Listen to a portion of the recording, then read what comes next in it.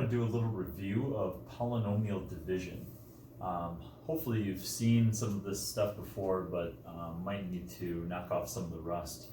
And so we're going to look at polynomial division in two forms. One is long division, the other is synthetic division. Synthetic division is significantly, I would say, easier, definitely shorter than long division, hence the name. But it is also, I think, more useful and will happen, you'll be using it more often. The long division, however, is more generalized, so it works in all cases, whereas synthetic division only works in certain specific cases, although they're the majority of the ones that you'll probably see. So let's look at just an example of long division, and then we'll do some examples of synthetic just to review and make sure that you're familiar with this. Okay, so long division first. And the steps for long division are really the same as they are for long division with polynomials, or I'm sorry, with numbers. Okay, so the same sort of idea when you long divide numbers. If you divided, let's say, 17 into 4,281, for instance, then you would divide the 17 into the 42. Now, if you didn't know how many times that went, you could think about, thinking about this in rounded form. This is close to 20, 42 is close to 40, 20 goes into 40 twice. So that would be a reasonable estimate. So 17 goes into 42 twice. 2 times 17 is 34. The difference, of course, you subtract to get your remainder. 42 minus 34 is 8. You bring down the other 8. Now we take 17 into 88. If you're not sure how many times that works, think of these, think of this as 20 and this is 80. 20 goes into 84 times. So either 4 or 5 will probably work here. If we tried the 4 to begin with, well, of course, this is the same as 88 divided by 17 is how you would work that out, or what you could think of. Or you could multiply the other way around. So 17 times 4, and if I were to multiply that, 7 times 4 is 28, and that's a 6, so that's 68. Now 68 is actually too low. If we go one more, up to 5, notice 5 times 17 actually gives you 85 when you do that multiplication. So sometimes that estimate is off a little bit. You may have to add one or potentially subtract one depending upon which way it's off. And so 5 times 17 is 85. When we subtract, we get an extra remainder. We bring down the next digit, which is a 1. 17 goes into 31. Well, unfortunately, 2 would put us over. It puts us at 34. So we need 1 time. 1 times 17 is 17. And the remainder there would be 14. Okay, so this is 17 goes into 4,281, 251 times, with a remainder of 14. Now there's two ways that we generally write that, but the main one that we're going to use is the mixed number form, right? So here you have 251 and 14/17, that's your fractional portion. The steps for long division with polynomials are going to be very similar. You're going to be dividing a polynomial into another portion of a polynomial, then multiplying down, then subtracting, bringing down a term, and then continuing the process. So the process looks very similar. I'll keep that up there as an illustration. Okay, so long division. Let's say I wanted to divide, I don't know, let's go with x plus 5 into, let's do x squared minus 3x plus 4, okay? So we're going to take the x plus 5 and we're going to divide it into this, okay? Well, the way that we start this off is just like with the numbers. We take, we think of this as 20, we're kind of rounding it, 20 into 40, right? But you're essentially taking the largest place value into the largest place value. close to that anyway if we're rounding. And so it'd be like 2 into 4, 20 into 40. Well, here you take the largest term into the largest term. So you take the large term, x squared, divided by the largest term on the outside, x. We've got the largest of the dividend divided by the largest of the divisor. And what you get is x. Well, the x must go above the x term, and then you multiply down or distribute. So it'd be x times the quantity x plus 5. So x times x is x squared, x times 5 is 5x. Okay, so it's just like here where we go 2 times 17 is 34. It's just multiplying down. Then you do a subtraction to find your remainder. Same thing here, do a subtraction. But if you're subtracting a polynomial, you must subtract both terms. So essentially we change the sign and change the sign because you're subtracting both of them. And in doing that, sometimes we call this change the signs, draw the line. I've heard that phrase before, I kind of like it. Change the signs, draw the line, because we're subtracting. The first term should always drop out. The second term, we just combine like terms, we'll get negative 8x on this one. Then just like before, we would bring down the next digit. Here we bring down the next term. So we bring down the 4. And then we do another division. Again, taking the largest degree term from the divisor and dividing it by the largest degree term from the dividend. I'm sorry, other way around. Largest degree term of the dividend divided by the largest degree term of the divisor. Okay, and so we'll have negative 8x over x, which is negative 8. This is a constant, so it needs to go above the constant term. Then we distribute down. Negative 8 times x is negative 8x. Negative 8 times 5 is negative 40. Then again, we're subtracting, right? We subtract to get our remainder. And so we change the signs, draw the line. You change the sign because in subtraction, when you distribute the subtraction, it changes both the signs. And then you draw the line to subtract. The 8x's drop out, which is what you should always have. The first terms always drop out. And then 4 and 40 make 44.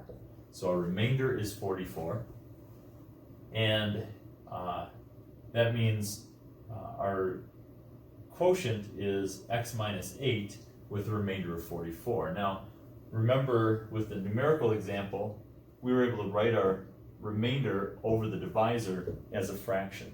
Same thing can be said with division, with polynomials. So we would write this as a fractional term, 44 over x plus 5, the divisor, okay? And so we have essentially a mixed polynomial, sort of. Instead of a mixed fraction or mixed number, we have a mixed polynomial. We have a polynomial and a rational function, which we'll talk about rational functions later in this chapter. But for right now, just know that this portion is a fraction with polynomials in it, okay? Okay, so that's the long division side of things. It is long, hence the name. There is something that we call synthetic division. And synthetic division is going to be probably more useful to you, in this course anyway, because it is more, it's quicker, really, and simpler to work with. The problem is that synthetic division only works for specific types of division problems, whereas long division works for anything. The difference is with long division, your divisor can really be anything and you can make this work, as long as the degree is less than the degree of the dividend, okay? Now with synthetic division only works, let me write this up here, synthetic division only works if you're dividing by x minus some constant. I'll call it c. Actually, let's go with r. It doesn't matter. X minus something. I'll go with c. I like c better. Let's go with c. So if you're dividing by x minus c, if that's your divisor, okay, x minus a number that number could be negative, so technically it could be x plus something. In this case, x plus 5 does satisfy the condition because then c is negative 5. Okay? So synthetic division only works if your divisor is in this form. If you had a coefficient other than 1 on the x, you cannot use synthetic division in the way that I'm going to show you. If you had a non-linear divisor, if you had a quadratic divisor, you also cannot use synthetic division. So synthetic division is specialized for only divisors in this form, but it's way faster and simpler than trying to do long division, which works for any polynomial, okay? So let's do the same example with synthetic division. What you want to do is take the c value, which in this case is negative 5, right? So in x, with the divisor of x plus 5, the c is negative 5. It's the opposite of the sign that's in the parentheses there, or in, not parentheses, but in the divisor. And so we write the c value outside, and then we take all of the coefficients from the dividend and write them out. So 1, negative 3, and 4. I leave a gap here and draw a line. And so the synthetic division is just a pattern, it's an algorithm that allows us to get to the answer, excuse me, without so much work here. Okay, the technique that we're going to use, basically we're going to take this 1, bring it all the way down, and then we're going to multiply the c value here, there's negative 5 times 1. So we multiply going kind of on a diagonal, and you get negative 5, right? Negative 5 times 1 is negative 5. Then you add going down, okay? So we add coming down, negative 3 and negative 5 make negative 8, okay? Then again we multiply. So we multiply negative 5 times the negative 8, and we get 40. And then we again add going down. Okay, adding coming down, and we get 44. Now the number on the very end is our remainder, so I separate that off. The 1 and the negative 8 are the coefficients in my quotient.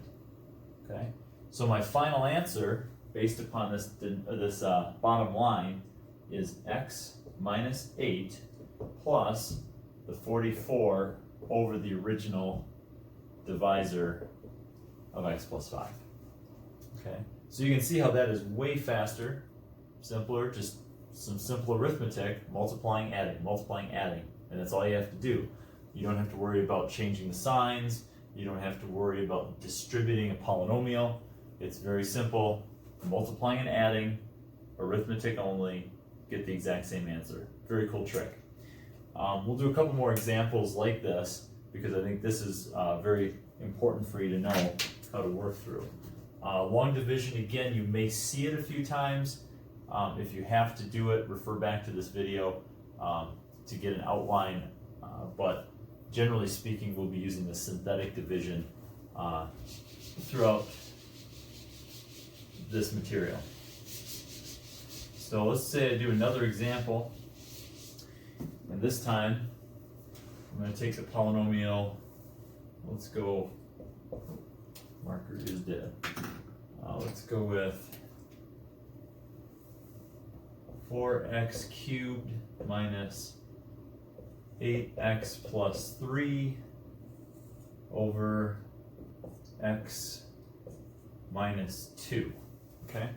So here again, we've got a dividend is your numerator, the divisor is your denominator. So we take the x minus 2, we're dividing it into that numerator. Now, again, I'm not going to go through long division, we're just going to look at synthetic. So I take the denominator here, think of it in terms of x minus c. What is c? Well, it's 2. It's the opposite sign. So that's what's going to be the number that we use to do our work. So we're using positive 2. And then I take the coefficients off of the numerator, but I want to make sure not to miss any terms. Notice here I've got an x cubed and an x and a constant, but I'm missing an x squared. It's not written in there. Don't miss that. You do want to use a 0 as a placeholder, right? This is really a 0x squared in there as well. So I want that to be 4, 0, -8, and 3. Okay, again, if you miss that, you will be missing something very important. It would be similar to a situation where, if you were dividing with numbers, say 13 into 402, you wouldn't want to miss that 0, right? You wouldn't be doing 13 into 42. That would be a very different answer. You need the 0. It is very important. So don't miss zeros, and that includes in the divisor as well. If you're missing a term, make sure you put a 0 in its place. Okay, so that being said, now I'm going to go through my synthetic division, bring down the 4, and start my multiplication and addition pattern. So 2 times 4 is 8. 0 and 8 makes 8. 2 times 8 is 16. -8 and 16 makes 8. 2 times 8 is 16. 3 and 16 makes 19. Okay, just a very simple pattern. Again, multiplying on the diagonals, adding vertically. And in the end, I'm going to get a quadratic, right? I have my remainder, constant, first degree, second degree terms. So this is really 4x squared plus 8x plus 8 plus 19 over the original x minus 2. Okay? And so this again is a polynomial with a rational expression at the end. Now what's really neat is when you get 0 remainders. If your remainder is 0, that means the original divisor is a factor of the numerator. And you can see that with numerical example as well. If you took 5 and divided it into, let's say, 65, well, your remainder will be 0, right? 5 goes into 6 once, with a remainder of 1, bring down the 5. 3 times 5 is 15, and you get a remainder of 0. Well, all that means is that 5 is a factor of 65. It divides it evenly, okay? Well, same thing can be said for polynomials. If your remainder is 0, then you know that your divisor was a factor of the dividend.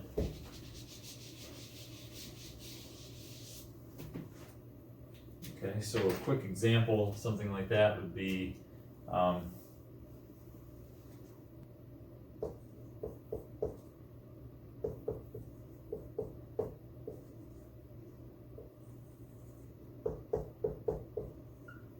okay, here's an example.